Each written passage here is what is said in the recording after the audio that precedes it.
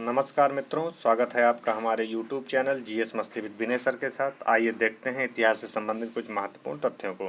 Warren Hasting के बारे में पढ़ेंगे आज। वारेन हेस्टिंग का क्या क्या कार्य रहा। घोषणा इसने क्या किया था, बंगाल में द्वैत शासन के समाप्ति की घोषणा किया था। द्वैत शासन से क्वेश्चन उठते हैं तो वारेन हेस्टिंग किया था। स्थानांतरण क्या है इससे किया, किस चीज़ का, तो राजकीय जो कोषागार हुआ करता था उसका स्थानांतरण मुर्शिदाबाद से कोलकाता में कर दिया।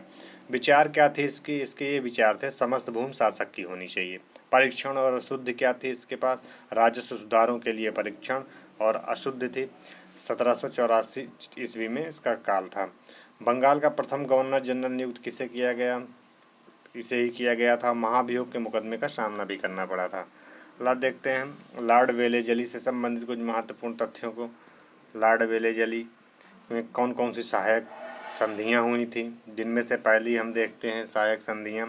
अगर ऊपर से नीचे के क्रम में चलते हैं, हैदराबाद के बाद मैसूर, मैसूर के बाद तंजौर, तंजौर के बाद फिर से हैदराबाद, फिर अवध, फिर पेशवा, भोसले, सिंधिया, हैदराबाद।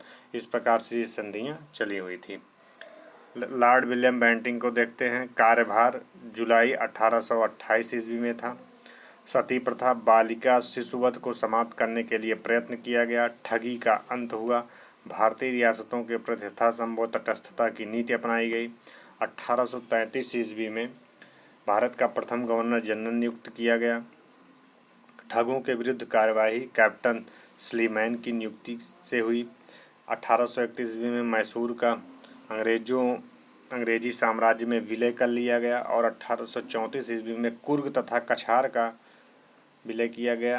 अफीम के व्यापार को नियमित तथा अनुपत्रित करके केवल मुंबई बंदरगाह से ही निर्यात करने का निर्णय लिया गया। निजाम नासिरुद्दौला के कहने पर हैदराबाद से अंग्रेज अधिकारी को वापस बुलाया गया। एक निजाम नासिरुद्दौला जी थे, जिनके कहने पर हैदराबाद से जो अंग्रेजी अधिकारी थे उनको वापस बुला लिया गया था। अफीम व्यापार को नियमित एवं अनुपत्रित किया गया था किसके समय में, लॉर्ड विलियम बेंटिंग के ही समय में, तो इसको ध्यान में रखिएगा। देखते हैं लॉर्ड कॉर्नवालिस के बारे में। कानून की विशिष्टता का नियम भारत में लागू कर दिया गया इसके समय में। कॉर्नवालिस संहिता प्रस्तुत किया, शक्तियों के पृथक्करण पर आधारित थी। जो कॉर्नवालिस संहिता थी इस जो है शक्तियों के पृथक्करण पर आधारित थी। कर, न्याय, प्रशासन ये क्या थे, पृथक थे। भारत की प्रसंविधाबद्ध सिविल सेवा का प्रारंभ हुआ। भारत की संविधा सिविल सेवा का अगर प्रारंभ पूछेंगे, मतलब जो सिविल सेवा है इसका प्रारंभ किसके समय में हुआ था, लॉर्ड कॉर्नवालिस के समय में सिविल सेवा का प्रारंभ हुआ था। ला देखते हैं मृत्यु कब हुई थी, 5 अक्टूबर 1805 को। गाजीपुर में कब्र भी यहीं पर है, गाजीपुर में कब्र दफना दिया गया था। लॉर्ड डलहौजी के बारे में देखते हैं। कार्यकाल 1848 से 1856 ईस्वी में। अवध का विलय करने वाला यह था। वाजिद अली शाह पर कुशासन का आरोप लगाया गया था। भारत में रेल निर्माण की दिशा में प्रथम प्रयास किसके समय में किया गया था, लॉर्ड डलहौजी के समय में। अगर पूछे भारत में रेल निर्माण, जो रेल चल रही है प्रेजेंट टाइम में, इसका जो है निर्माण का प्रयास किसके शासनकाल में किया गया था, तो किसके, लॉर्ड डलहौजी के काल में किया गया था। और लॉर्ड कॉर्नवालिस के काल में क्या हुआ था, सिविल सेवा का प्रारंभ हुआ था। अगला देखते हैं भारत में प्रथम रेलवे लाइन 1853 से मुंबई से ठाणे के बीच पूछेंगे। ये वेरी वेरी इंपॉर्टेंट है।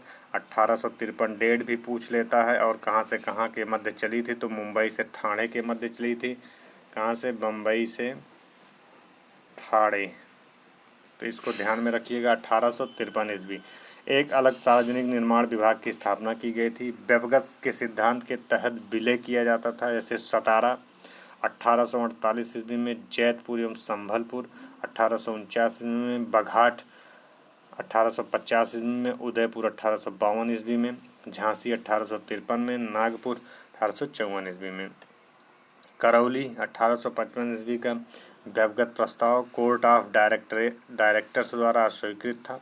भारत में विद्युत तार का प्रारंभ करता था। 1852 ईस्वी में ओ सैगनेसी विद्युत तार विभाग का अधीक्षक हुआ करता था। 1857 ईस्वी के विद्रोही का मृत्यु पूर्व कथन था, इस तार ने हमारा गला घोंट दिया। किसने कहा था? 1857 ईस्वी के जो विद्रोही थे उनका जो मृत्यु पूर्व कथन था, इस तार ने हमारा गला घोट दिया। यह कथन था अवध का विलय। 1854 ईस्वी में स्लीमैन के स्थान पर जेम्स आउट्रम अवध का ब्रिटिश रेजिमेंट नियुक्त किया गया। आउट्रम इसी के रिपोर्ट को अवध के अधिग्रहण का आधार बनाया गया। 13 फरवरी 1856 अवध का विलय कर लिया गया। देखते हैं लॉर्ड कैनिंग के बारे में। ब्रिटिश भारत का प्रथम वायसराय था। 1856 ईस्वी में विधवा पुनर्विवाह अधिनियम पारित। 1 नवंबर 1858 ईस्वी को विधवा पुनर्विवाह पारित किया गया था। महारानी की उद्घोषणा इलाहाबाद में लॉर्ड कैनिंग द्वारा उद्घोषित हुई थी। ईस्ट इंडिया कंपनी के शासन की समाप्ति कर दी गई। भारत के शासन को सीधे ब्रिटिश शाही ताज के अंतर्गत लाए जाने की घोषणा की गई।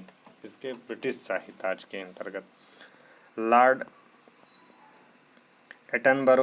एलनबरो के बारे में पढ़ते हैं। काल क्या है? 1842 से 44 ईस्वी। दास प्रथा का उन्मूलन 1843 ईस्वी में किसके समय में दास प्रथा का उन्मूलन किया गया? लॉर्ड एलनबरो के काल में। सिंध का पूर्ण रूप से ब्रिटिश साम्राज्य में विलय 1843 ईस्वी में हुआ। लॉर्ड मेयो के बारे में पढ़ते हैं।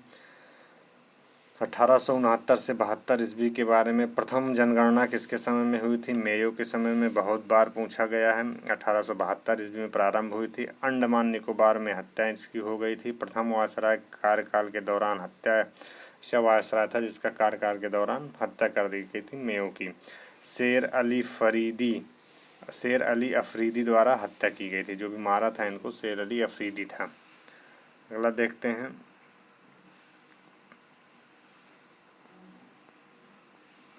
कुछ परीक्षा उपयोगी दृश्य देखते हैं। आधुनिक भारत में स्थानीय शासन का जनक किसे कहा जाता है? आधुनिक भारत में लॉर्ड रिपन को। 1861 ईस्वी में प्रथम पुरातात्विक सर्वेक्षण नियुक्त हुए थे अलेक्जेंडर कनिंघम। बहुत बार पूछा गया है। कर्जन के शासनकाल की तुलना औरंगजेब से किए थे। कौन किया था? गोपाल कृष्ण गोखले जी किए थे। भारत की राजधानी कलकत्ता से दिल्ली स्थानांतरित करने वाला वायसराय कौन था? वायसराय लॉर्ड हार्डिंग के समय में कलकत्ता से दिल्ली। 1871 ईस्वी में पुरातत्व सर्वेक्षण विभाग बनाया गया था मेयो के समय में। तृतीय दिल्ली दरबार का परिणाम था बंगाल का विभाजन रद्द। अर्गिल के सुझाव स्थापित विभाग पुरातत्व विभाग हुआ करता था। गतिविधि से देखते हैं। चूक का सिद्धांत किसने दिया था? डलहौजी। चूक या हड़प नीति का सिद्धांत बहुत बार पूछता है। हड़प नीति का सिद्धांत किसने दिया था? तो डलहौजी। बंगाल का विभाजन से समय हुआ था लॉर्ड कर्जन। बंगाल में दोहरा शासन क्लाइव। सामाजिक सुधार बेंटिंग के समय में हुआ था। अन्य तथ्यों को देखते हैं। भू राजस्व व्यवस्था के बारे में देखते हैं। भू राजस्व व्यवस्था क्या है? तो भू राजस्व व्यवस्था में स्थायी बंदोबस्त प्रणाली का जिक्र किया जाएगा। प्रारंभकर्ता कौन था? लॉर्ड कॉर्नवालिस था। कौन था? लॉर्ड कॉर्नवालिस स्थायी बंदोबस्त व्यवस्था का जिक्र करेंगे। अन्य नाम स्तमरारी भी कहते हैं। स्तमरारी, जागीरदारी, मालगुजारी, बीसवेदारी, ये सब क्या है? स्थायी बंदोबस्त प्रणाली हैं। क्षेत्र बंगाल, बिहार, उड़ीसा, उत्तर प्रदेश, वाराणसी तक के क्षेत्र लागू है। ब्रिटिश भारत के लगभग 19% भू क्षेत्र पर लागू है।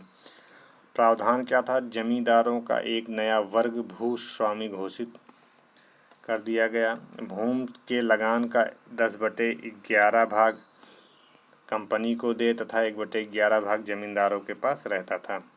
10 और 1/11। रैयतवाड़ी व्यवस्था क्या थी? रैयतवाड़ी व्यवस्था का जन्मदाता बहुत बार पूछा गया। टॉमस मुनरो और कैप्टन रीड को माना जाता है। रैयतवाड़ी व्यवस्था टॉमस मुनरो, कैप्टन रीड। क्षेत्र क्या था? सर्वप्रथम तमिलनाडु के बारामहल जिले में लागू हुआ था। एक तमिलनाडु का जिला है जिसे बारामहल कहते हैं। ये देखिए, अगर भारत के नक्शे में देखा जाए तो हमारा तमिलनाडु है, यहीं पे बारामहल पाया जाएगा। सबसे पहले रैयतवाड़ी वहीं पर स्टार्ट की गई थी टॉमस मुनरो के समय में। मद्रास, मुंबई के कुछ हिस्से, पूर्वी बंगाल, असम तथा कुर्ग में लागू। ब्रिटिश भारत के 51% भू क्षेत्रफल लागू थी। रैयत के लिए प्रावधान क्या थे? भूमि के मालिकाना और कब्जादारी अधिकार प्रदत्त, कृषक भूस्वामी की स्थापना, उच्च लगान दर। महलवाड़ी क्या थी? वो रैयत वाली थी। महलवाड़ी प्रत्येक ग्राम सभा अथवा महाल जागीर का एक भाग के साथ स्थापित ग्राम सभा की सम्मिलित भूमि तथा अन्य भूमि का स्वामी। उत्तर प्रदेश, मध्य प्रांत तथा पंजाब में कुछ परिवर्तनों के साथ लागू हुआ था। ब्रिटिश भारत के 30% भू क्षेत्र पर लागू था। अगला देखते हैं, धन का बहिर्गमन सिद्धांत बहुत ही इम्पोर्टेंट है, पूछा गया है। ड्रेन ऑफ वेल्थ, धन का बहिर्गमन सिद्धांत किसने दिया था? तो इसकी अवधारणा देखते हैं, प्रतिपादक कौन थे? स्वरूप के बारे में देखते हैं। धन का बहिर्गमन सिद्धांत के बारे में अगर देख लिया जाए, दादा भाई नौरोजी थे। प्रतिपादक कौन थे? दादा भाई नौरोजी थे। सर्वप्रथम प्रतिपादक यही थे। इंग्लैंड डेप्ट टू इंडिया में पहली बार धन के बहिर्गमन सिद्धांत का प्रतिपादन किया था। किसमें किया गया था? इंग्लैंड डेप्ट टू इंडिया में। Poverty and un British rule in India, the wants and means of India, on the commerce of India, लेखकों में इसकी व्याख्या की गई है। इतने लेख हैं, इतने ध्यान में रख लीजिए। उससे ज़्यादा से ज़्यादा द पॉवर्टी ऑफ इंडिया पूछ लेगा किसकी बुक है, तो ये दादा भाई नौरोजी की है, तो ध्यान में रखिएगा। वर्ष 1905 में इसे इविल ऑफ ऑल इविल्स अर्थात निष्ठों का अनिष्ट कहा गया है। किससे कहा गया? निष्ठों का अनिष्ट कहा गया। ये बहुत ही इम्पोर्टेंट है। इविल ऑफ ऑल इविल्स, अनिष्टों का अनिष्ट, तो इसी चीज़ को 1905 में इसके कहा गया था, किसे? धन के बहिर्गमन के सिद्धांत को। इस सिद्धांत के सबसे पहले और सर्वाधिक प्रखर प्रतिपादक यही थे। स्वरूप क्या था? सरकार की खरीद नीति, होम चार्जेस अर्थात भारतीय सार्वजनिक ऋण एवं रेलों पर लगाई गई पूंजी पर दिया गया ब्याज, भारत को दी गई सैनिक और अन्य सामग्री की लागत, भारत के कारण इंग्लैंड में दिए जाने वाले नागरिक और इनका स्वरूप था। अवधारणा क्या थी? भारतीय धन, संपत्ति एवं माल का अविरल प्रवाह इंग्लैंड की ओर, लेकिन बदले में भारत को पर्याप्त आर्थिक, व्यापारिक और भौतिक लाभ का अभाव था। देखते हैं, अन्य प्रतिपादक सैनिक, नागरिक और सैनिक शुल्क, इंग्लैंड में राज्य सचिव का सारा व्यय 1919 तक, तथा भारतीय सरकार द्वारा यूरोपीय अफसरों को दिए जाने वाले भत्ते और पेंशन थे। इसमें जो अभी हम लोग पढ़े हैं स्वरूप में।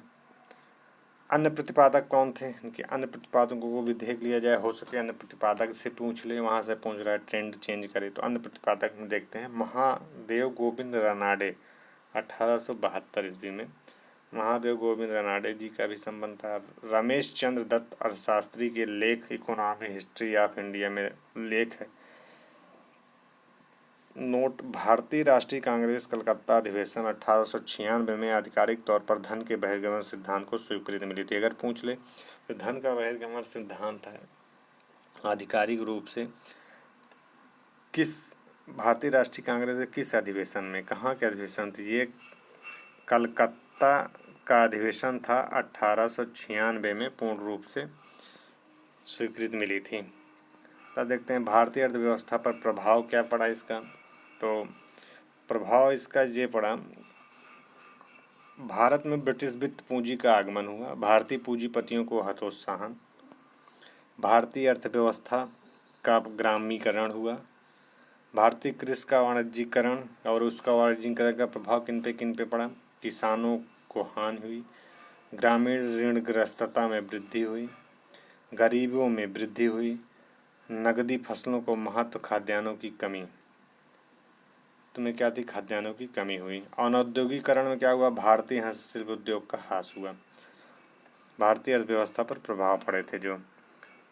मित्रों, यह कुछ महत्वपूर्ण तथ्य थे। यदि यह वीडियो अच्छा लगा हो इसे शेयर और सब्सक्राइब करिए। हम मिलते हैं अपना दूसरे वाले वीडियो में, तब तक के लिए धन्यवाद मित्रों।